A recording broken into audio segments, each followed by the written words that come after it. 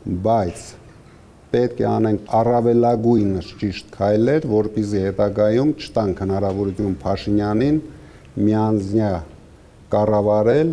միանձնյա ընդունել Ալիևի բոլոր նարատիվները, միանձնյա ընդունել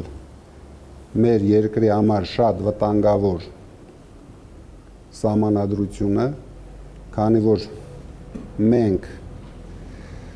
այնպիսի ջրբաժանի առաջ են կանգնած, կունենանք հաջորդ հնգամյակում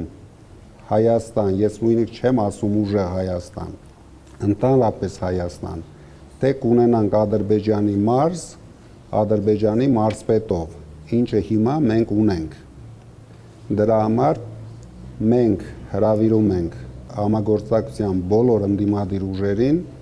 եւ միասին պայքարենք այս ժամանակահատվածում եւ միասին տանենք հաղթանակ։